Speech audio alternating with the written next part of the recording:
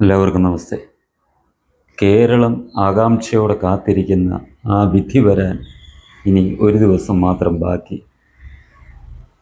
ഏകദേശം ഒരു മാസം മുമ്പ് കേരളത്തിലെ ജനങ്ങൾ എഴുതിയ ആ വിധിയാണ് നാളെ പുറത്തു വരാൻ പോകുന്നത്.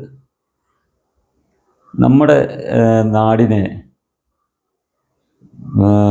അഭിമുഖീകരിക്കാൻ പോകുന്നത്, അതായത് നമ്മുടെ നാട്ടിലെ ജനങ്ങൾ അനുഭവിക്കാൻ പോകുന്നത് ഇടതുപക്ഷത്തിൻ്റെ ദുർഭരണമാണോ അതോ വലതുപക്ഷത്തിൻ്റെ ദുർഭരണമാണോ? അതായത് LDFൻ്റെ, പിണറായിയുടെ നേതൃത്വത്തിലുള്ള LDFൻ്റെ ദുർഭരണമാണോ, വലതുപക്ഷത്തിൻ്റെ UDFൻ്റെ നയിക്കുന്ന ആരാണെന്ന് ഇതുവരെ തീരുമാനിച്ചിട്ടില്ല. അവർ തമ്മിലടിച്ചുകൊണ്ടിരിക്കുകയാണ്. അവരുടെ നേതൃത്വത്തിലുള്ള ദുർഭരണമാണോ കേരളം ഇനി അനുഭവിക്കാൻ പോകുന്നത് എന്നുള്ളതും, ഈ രണ്ട് ദുർഭരണത്തിനെയും നേർവഴിക്ക് നയിക്കാൻ പറ്റുന്ന ഒരു തിരുത്തൽ ശക്തിയായി BJP ഉയർന്നു വരുമോ എന്നും ഉള്ള കാര്യം നാളെ നമ്മൾക്ക് മുന്നിൽ തുറന്ന് കാട്ടപ്പെടുന്നതാണ്. അതിനായിട്ടുള്ള കാത്തിരിപ്പാണ് കേരളത്തിലെ ജനങ്ങളുടെ ഏകദേശം ഒരു മാസമായിട്ടുള്ള ജനങ്ങളുടെ ഉള്ളിലെ ചിന്ത, ഊണും ഉറക്കവും ഉപേക്ഷിച്ച് ജനങ്ങൾ ചിന്തിച്ചുകൊണ്ടിരിക്കുന്നത്. അത് നാളെ നമ്മൾക്ക് വ്യക്തമാകുന്ന ദിവസമാണ് നാളെ. നമ്മൾക്കറിയാം, ഇതുവരെ നമ്മളെ കഴിഞ്ഞ 10 വർഷമായി പിണറായി വിജയൻ്റെ നേതൃത്വത്തിലുള്ള ഇടതുപക്ഷ ഭരണം, ഇത്രയും ദുഷിച്ച ഒരു ഭരണം കേരളം ഇതുവരെ കണ്ടിട്ടില്ല.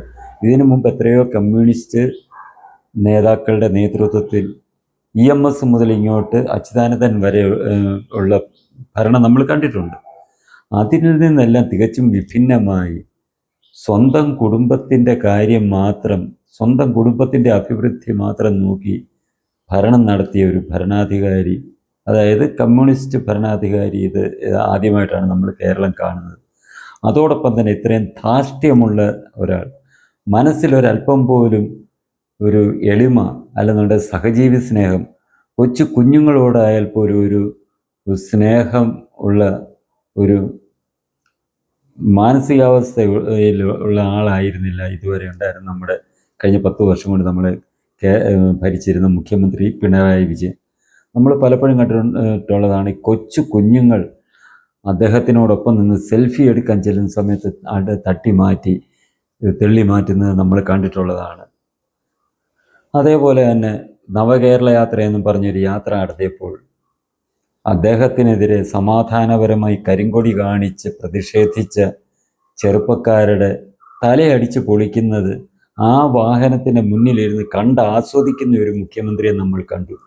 അദ്ദേഹത്തിൻ്റെ പാർട്ടിക്കാർ അല്ലെങ്കിൽ അദ്ദേഹത്തിൻ്റെ അംഗരക്ഷകർ ഈ കരിങ്കൊടി, റോഡരികിൽ നിന്ന് കരിങ്കൊടി കാണിച്ച് പ്രതിഷേധിക്കുന്ന ചെറുപ്പക്കാരൻ്റെ തലയടിച്ച് പൊട്ടിക്കുന്നത്, ചെടിച്ചട്ടി കൊണ്ടും ഹെൽമെറ്റ് കൊണ്ടും തലയടിച്ച് പൊട്ടിക്കുന്നത്, അദ്ദേഹം സഞ്ചരിച്ചിരുന്ന ആ ഒരു ആഡംബര ബെൻസ് വാഹനത്തിൻ്റെ മുന്നിലിരുന്ന്, ഏറ്റവും മുന്നിലിരുന്ന് കണ്ട് ആസ്വദിച്ച് അതിൽ അഭിരമിച്ച് യാത്ര ചെയ്യുന്ന ഒരു മുഖ്യമന്ത്രിയെ നമ്മൾ കണ്ടു. എന്നിട്ട് അദ്ദേഹം അതിനെ പറഞ്ഞ എന്താണ്, ഇത് രക്ഷാപ്രവർത്തനം ആയിരുന്നു എന്നാണ്. പാർട്ടിക്കാരും അദ്ദേഹത്തിൻ്റെ സെക്യൂരിറ്റി ജീവനക്കാരും രക്ഷാപ്രവർത്തനം നടത്തി എന്നാണ് പറഞ്ഞത്. അപ്പം വീണ്ടും ഇതേപോലെ അദ്ദേഹത്തിൻ്റെ യാത്രകളിൽ ഇതേപോലുള്ള കാഴ്ചകൾ കാണുന്നതിന് വേണ്ടി അവരെ പ്രോത്സാഹിപ്പിക്കുന്ന ഒരു ഭരണാധികാരി, ഒരു അനുകമ്പ ഒരല്പം പോലും മനസ്സിൽ തീണ്ടിയിട്ടില്ലാത്ത, ദയ എന്തെന്ന് അറിയാത്ത, അതിന് അറിയാൻ താല്പര്യമില്ലാത്ത ഒരു ക്രൂരനായ ഒരു ഭരണാധികാരി. അതേപോലെ തന്നെ ഹൈന്ദവ ആചാരങ്ങളെ തകർക്കാൻ കച്ചകെട്ടി ഇറങ്ങിയ ഒരു ഭരണാധികാരി, ശബരിമലയും മറ്റുള്ള ക്ഷേത്രങ്ങളെ നശിപ്പിക്കാൻ കച്ചകെട്ടി ഇറങ്ങിയ ഒരു ഭരണാധികാരി. അത് നമ്മൾ ശബരിമലയിൽ കണ്ടതാണ്. ആചാരം തകർക്കാനും ശബരിമലയെ തകർക്കാനുമുള്ള ശ്രമം നടത്തിക്കൊണ്ടിരുന്നു.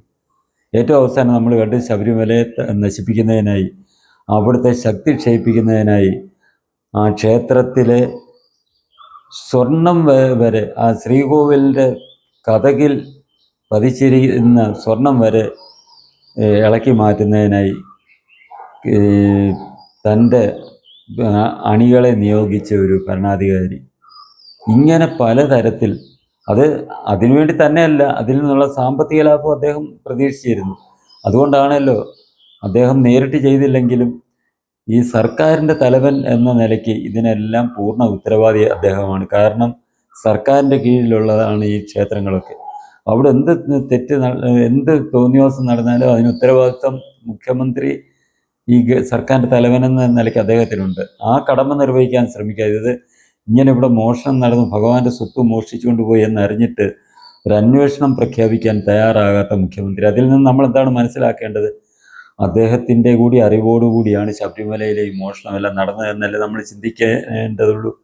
ചിന്തിക്കുക തന്നെയല്ല, അതാണ് യാഥാർത്ഥ്യം. കാരണം അങ്ങനൊരു മോഷണം നടന്നത് പുറം ലോകം അറിഞ്ഞപ്പോൾ അത് അന്വേഷിക്കാൻ അറിഞ്ഞ ആ നിമിഷം അന്വേഷണം നടത്താൻ ഉത്തരവിടേണ്ട ആളായിരുന്നു മുഖ്യമന്ത്രി.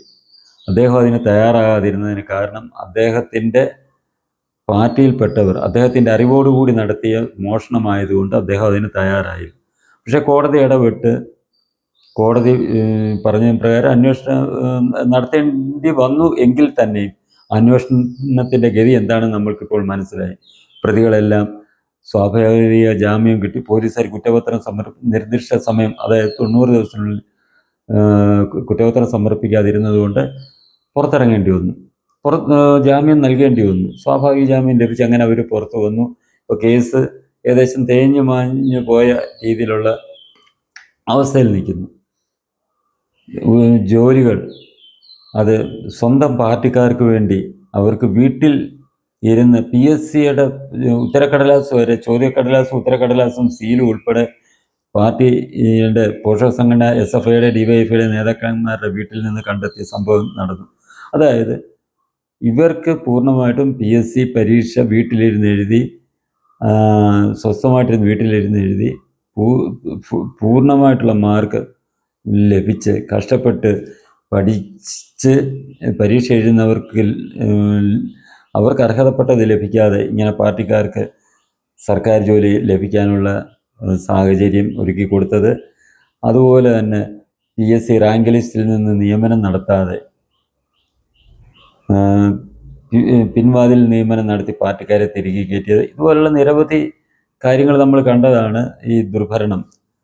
അങ്ങനെയുള്ള ഒരു ഭരണം വീണ്ടും തുടരണോ, അതോ കോൺഗ്രസിൻ്റെ നേതൃത്വത്തിലുള്ള ദുർഭരണം തുടരണോ? കോൺഗ്രസിൻ്റെ നേതൃത്വത്തിൽ എന്ന് പറഞ്ഞാൽ നമ്മൾ ഈ അടുത്ത സമയത്ത് തന്നെ കണ്ടു. ഇപ്പോൾ നിലവിലുള്ള പ്രതിപക്ഷ നേതാവ് പറഞ്ഞത് തൻ്റെ പാർട്ടിക്ക് 100 സീറ്റ് കിട്ടിയില്ലെന്നുണ്ടെങ്കിൽ താൻ വനവാസത്തിന് പോകും. അതായത് കാട്ടിൽ പോയി ജീവിക്കുമെന്നുള്ള ഉദ്ദേശത്തിലല്ല അദ്ദേഹം പറഞ്ഞത്. അദ്ദേഹം രാഷ്ട്രീയം ഉപേക്ഷിക്കും എന്നുള്ള അർത്ഥത്തിലാണ് പറഞ്ഞത്. അങ്ങനെ പറഞ്ഞ ഒരു മനുഷ്യൻ ഇപ്പം 1 സീറ്റിൻ്റെ ഭൂരിപക്ഷം കിട്ടിയാലും തനിക്ക് മുഖ്യമന്ത്രിയാകണം എന്നുള്ള ചിന്തയിലൂടി നടക്കുന്നതിന് ഘടകകക്ഷികളെ കൊണ്ട് പറയിക്കുന്നു, തൻ്റെ അണികളെ വെച്ച് ഫ്ലെക്സ് ബോർഡ് സ്ഥാപിക്കുന്നു, പ്രചരണം നടത്തുന്നു സാമൂഹ്യ മാധ്യമങ്ങളിൽ. അങ്ങനെ നിരവധി ശ്രമം നടത്തിക്കൊണ്ടിരിക്കുന്ന ഒരു കാഴ്ച നമ്മൾ കണ്ടുകൊണ്ടിരിക്കുന്നുണ്ട്. ഈ രാഷ്ട്രീയമാണ്, നമ്മൾ പറയും രാഷ്ട്രീയത്തിൽ വാക്കുകൾക്ക് വിലയില്ല എന്നുണ്ടെങ്കിൽ പോലും ഒരല്പമെങ്കിലും മാന്യതയുണ്ടെങ്കിൽ അദ്ദേഹം ഇതിന് മുതിരുകയില്ല. അദ്ദേഹത്തിൻ്റെ കാര്യം നമുക്ക് പ്രത്യേകിച്ച് അറിയാം. VD സതീശൻ ഏറ്റവും വലിയ കമ്മ്യൂണിസ്റ്റുകാരെക്കാട്ടി ഏറ്റവും വലിയ ഹിന്ദു വിരുദ്ധനാണ്. ജമാഅത്തെ ഇസ്ലാമിയോ SDPI പോലും ഇത്രയും ഹിന്ദു വിരോധം വെച്ച് പുലർത്തുന്നു എന്ന് നമുക്ക് സംശയം തോന്നും. അതേപോലുള്ള വാക്കുകളും പ്രവൃത്തിയുമാണ് VD സതീശൻ്റെ വായിൽ നിന്നുള്ളത്. നമുക്കറിയാം ജമാഅത്തെ ഇസ്ലാമി ആണെങ്കിലും പോപ്പുലർ ഫ്രണ്ടിൻ്റെ രാഷ്ട്രീയമുഖമായ SDPI ഒക്കെ ഹിന്ദുക്കൾക്ക് എതിരാണ്, ഹിന്ദു വിരുദ്ധരാണ്. ഇവിടെ ഇസ്ലാമിക ഭരണം കൊണ്ടുവരണം, എല്ലാവരെയും ഇസ്ലാമിലേക്ക് പരിവർത്തനം ചെയ്യിക്കണം എന്ന് പറഞ്ഞ് പ്രവർത്തിക്കുന്നവരാണ്. അതിനേക്കാട്ടിൽ വലിയ ഒരു ഇസ്ലാമികവാദിയായിട്ടാണ് നമ്മുടെ സതീശൻ പ്രവർത്തിക്കുന്നത്. അതിന് നല്ല ഉദാഹരണം ഈ ഇടയ്ക്ക് അദ്ദേഹത്തിൻ്റെ ഒരു പ്രസംഗം നമ്മളെല്ലാം സോഷ്യൽ മീഡിയകളിൽ കണ്ടതാണ്. ഏതോ ഒരു ജമാഅത്തിൻ്റെ ആണോ സംസ്ഥയുടെ ആണോ അതുപോലെ ഏതോ ഒരു യോഗത്തിൽ അദ്ദേഹം പ്രസംഗിക്കുന്നതാണ് കണ്ടത്. ഭൂമി പരന്നതാണെന്ന് വിശ്വസിച്ചിരുന്ന കാലത്ത് ഭൂമി ഉരുണ്ടതാണെന്നും അതിന് ചുറ്റും സൂര്യന് ചുറ്റും ഭൂമി ഈ എന്തുവാ പ്രദർശനം വെക്കുന്നു എന്നും പറഞ്ഞ ഏക ഗ്രന്ഥവും പ്രവാചകനുമാണ് ഖുറാനും മുഹമ്മദ് നബി എന്ന്. അതുകൊണ്ട് തന്നെ ശാസ്ത്രം ഇത് കണ്ടെത്തുന്നതിന് മുമ്പ് തന്നെ ഇത് കണ്ടെത്തിയിരുന്നെന്നും അങ്ങനെ കാലത്തിന് മുമ്പേ സഞ്ചരിക്കുന്ന മതമാണെന്നൊക്കെ പറഞ്ഞ് അദ്ദേഹം പ്രസംഗിക്കുന്ന കേട്ടു. അത് ഖുറാനിൽ പോലും അങ്ങനെ ഒരു സംഭവം പറഞ്ഞിട്ടില്ല. മുഹമ്മദ് നബി മനസ്സിൽ പോലും വിചാരിക്കാത്ത കാര്യം ഖുറാനിലുണ്ടെന്നും മുഹമ്മദ് നബി അങ്ങനെ പറഞ്ഞിരുന്നു എന്നും പറഞ്ഞ് ആ ഒരു വിഭാഗത്തെ ഇളക്കി വിടുക എന്ന് പറഞ്ഞാൽ അവരുടെ കയ്യടി നേടാൻ വേണ്ടി, മുഖ്യമന്ത്രി പദത്തിലേക്ക് തനിക്ക് പിന്തുണ കിട്ടാൻ വേണ്ടി അദ്ദേഹം ഇങ്ങനെ ഈ പ്രീണനവുമായിട്ട് നടക്കുന്നത്. അദ്ദേഹം പലയിടത്തും ഹിന്ദു മതത്തിനെതിരെ, ഹിന്ദു സംഘടനകൾക്കെതിരെയും ശക്തമായി പ്രവർത്തിക്കുന്ന നമ്മൾ കേട്ടിട്ടുണ്ട്. ഹിന്ദു ദൈവങ്ങളെ അധിക്ഷേപിച്ച് അദ്ദേഹം പല ദൈവങ്ങളെ ഏത് രീതിയിലെന്ന് നമുക്കറിയാം, ക്ഷേത്രങ്ങൾക്കെതിരായിട്ടും ആചാരങ്ങൾക്കെതിരായിട്ടും ഒക്കെ പറഞ്ഞ് പ്രവർത്തിക്കുകയും ചെയ്യുന്ന നമ്മൾ കേട്ടിട്ടുള്ളതാണ്. അങ്ങനെയുള്ള ഒരു കക്ഷി ഈ മുഖ്യമന്ത്രിയായാലുള്ള അവസ്ഥ ഒന്നാലോചിക്കും. രമേശ് ചെന്നിത്തലയായാലും കെ സി വേണുഗോപാലായാലും എല്ലാം കണക്കാണെങ്കിലും അതിലൊക്കെ അതീവ രൂക്ഷതയോടെ ഹിന്ദുക്കൾക്കെതിരായിട്ട് പറയുകയും പ്രവർത്തിക്കുകയും ചെയ്യുന്ന വ്യക്തിയാണ് സതീശൻ. ആ സതീശന് വേണ്ടി മുസ്ലിം ലീഗ് വരെ നിലപാടെടുത്തിട്ടുണ്ട്. ഈ ഇടയ്ക്ക് പറഞ്ഞു വി ഡി സതീശനായിരിക്കണം മുഖ്യമന്ത്രി എന്ന് ലീഗിൻ്റെ നേതാവ് പാണക്കാട് തങ്ങൾ പറയുന്നത് നമ്മൾ കാണുകയുണ്ടായി. അതായത് ഈ കോൺഗ്രസിലെ സീനിയർ നേതാക്കളെ എല്ലാം മറികടന്നുകൊണ്ട് വി ഡി സതീശനെ മുഖ്യമന്ത്രിയാക്കണമെന്ന് ലീഗ് പറയണമെന്നുണ്ടെങ്കിൽ തന്നെ അത് നമ്മൾക്ക് മനസ്സിലാക്കാം. ഇതേപോലെ ഈ പ്രീണനം വി ഡി സതീശൻ നടത്തുന്നത് എന്തിനാണെന്ന് നമ്മൾ ചിന്തിക്കുക. മുസ്ലിം ലീഗ് ഈ ജമാഅത്ത് പോലെയോ അല്ലെങ്കിൽ SDPI പോലെയുള്ള ഒരു ഭീകര രാഷ്ട്രീയ പ്രസ്ഥാനമാണെന്ന് എനിക്ക് അഭിപ്രായമില്ല. കാരണം അവരുള്ളത് കൊണ്ടാണ് ഈ ജമാഅത്തോ അല്ലെന്നുണ്ടെങ്കിൽ ഈ SDPIയോ ഇത്രമാത്രം ശക്തമായി വരാത്തത് എന്നുള്ള അഭിപ്രായക്കാരനാണ് ഞാൻ. മുസ്ലിം ലീഗ് ഒരു വർഗീയ പാർട്ടി തന്നെയാണ്, മുസ്ലിം വർഗീയതയാണ് അവരുടെ ലക്ഷ്യം, അവരുടെ പ്രവർത്തന ശൈലി. പക്ഷേ അവർ തീവ്രവാദത്തിലേക്കോ അല്ലെ ഭീകരവാദത്തിലേക്കോ പോയിട്ടില്ലാത്തത് കൊണ്ട് അവരവരുടെ വ്യക്തമായിട്ടുള്ള അവർ പറയുന്നുണ്ട്. അവർ മുസ്ലിം സമുദായത്തിൻ്റെ ഉന്നതിക്ക് വേണ്ടി പ്രവർത്തിക്കുന്ന പാർട്ടിയാണെന്ന് തന്നെയാണ് അവരുടെ പ്രവർത്തന ശൈലിയിൽ നിന്ന് നമ്മൾ മനസ്സിലാക്കേണ്ടത്. അവരുടെ ഘടനയിൽ നിന്ന്, പാർട്ടി ഘടനയായാലും അവരുടെ മന്ത്രിസഭ രൂപീകരണ സമയത്ത് മന്ത്രിമാരിൽ നിന്നാണേലും അവരുടെ മന്ത്രിമാരുടെ പ്രവർത്തനങ്ങളിൽ നിന്ന് നമ്മൾ മനസ്സിലാക്കേണ്ടത് അവരുടെ ഇത്ര ശക്തമായി നിൽക്കുന്നത് കൊണ്ട് മാത്രമാണ് ഈ ജമാഅത്തെ ഇസ്ലാമി, SDPI പോലുള്ള ഭീകര സംഘടനകൾ, തീവ്രവാദ രാഷ്ട്രീയ പ്രസ്ഥാനങ്ങൾ ശക്തി പ്രാപിക്കാത്തത്. അതുകൊണ്ട് അവരെ നമുക്ക് ഒരു കടുത്ത ഒരു തീവ്രവാദ സംഘടനയുടെ ഒരു ഘടനയിലോട്ട് മുസ്ലിം ലീഗ് പോയിട്ടില്ല. വർഗീയ പാർട്ടി തന്നെയാണ്. അവരുടെ പൂർണ്ണ പിന്തുണ വി ഡി സതീശന് ലഭിച്ചപ്പോൾ തന്നെ നമ്മൾക്ക് മനസ്സിലാക്കാം സതീശൻ മുഖ്യമന്ത്രിയായാൽ കേരളത്തിൻ്റെ പോക്ക് എങ്ങനെയായിരിക്കും എന്നുള്ള കാര്യം. അപ്പോൾ ഇതിനെ രണ്ടിനെയും തിരുത്താൻ പ്രാപ്തമായ നിലയിൽ BJPക്ക് അംഗങ്ങൾ നിയമസഭയിൽ ഉണ്ടാകുമോ എന്നുള്ളത് നമ്മൾക്ക് നാളെ കാണാവുന്നതാണ്. ഈ BJP കുറഞ്ഞ ഒരു 5 സീറ്റെങ്കിലും നേടിയാൽ ഇവരെല്ലാം ഭയക്കും. 5 അല്ല, 2 or 3 നേടിയാൽ തന്നെ ഇവരെല്ലാം ഭയക്കും. കാരണം കേരളത്തിലെ ഹിന്ദു സമൂഹത്തിൽ ഒരു ചിന്ത, ഇവരുടെ എല്ലാം ഈ ദുഷ്പ്രവർത്തികൾക്കെതിരെ ഒരു അഭിപ്രായം ഉയർന്നു വരുന്നു എന്നുള്ളൊരു ചിന്ത അവരിലുണ്ടാകും.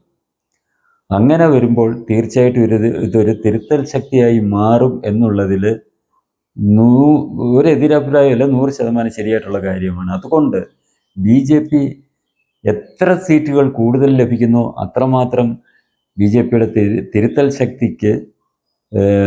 ശക്തി കൂടും എന്നുള്ളതിന് ഒരഭിപ്രായ വ്യത്യാസവുമില്ല. അതേപോലെ BJP തിരുത്തൽ ശക്തിയായി മാറുമോ എന്നുള്ളത് നാളെ അറിയും. BJP നിയമസഭയിൽ ശക്തമായ സാന്നിധ്യം അറിയിച്ചെങ്കിൽ മാത്രമേ ഈ രണ്ട് കൂട്ടരുടെയും ഈ കേരളത്തിലെ ഹിന്ദു സമൂഹങ്ങളോട് ചെയ്യുന്ന ദ്രോഹ പ്രവർത്തനങ്ങൾക്ക് നല്ലൊരു രീതിയിൽ തടയിടാൻ കഴിയുകയുള്ളൂ എന്നുള്ള വിശ്വാസം ഈ നാട്ടിലെ ഹിന്ദു വിഭാഗങ്ങൾക്കുണ്ട്. അവരുടെ എല്ലാം ആ ഒരു ആഗ്രഹം അനുസരിച്ചുള്ള വിധിയെഴുത്താകുമോ നാളെ എന്ന് അറിയാനുള്ള ആ ഒരു ആകാംക്ഷയോടുകൂടിയുള്ള കാത്തിരിപ്പാണ് കേരളത്തിലെ ജനങ്ങൾക്ക് ഉള്ളത്. അതിൻ്റെ ഒരു പരിസമാപ്തിക്ക് വേണ്ടി എല്ലാവരും ആകാംക്ഷയോടെ കാത്തിരിക്കുന്നു. നാളെ നമുക്ക് നെല്ലും പതിരും തിരിച്ചറിയാൻ പറ്റുന്ന ഒരു അവസരമാണ് നമ്മളുടെ മുന്നിലേക്ക് തുറന്നു വച്ചിരിക്കുന്നത്. ഈ ചാനൽ നിങ്ങൾക്കിഷ്ടമായെങ്കിലും പുതിയ വീഡിയോകൾ ലഭിക്കുന്നതിനും ചാനൽ സബ്സ്ക്രൈബ് ചെയ്യുക. തുടർന്ന് വരുന്ന ബെൽ ബട്ടണുകളിലും അമർത്തുക.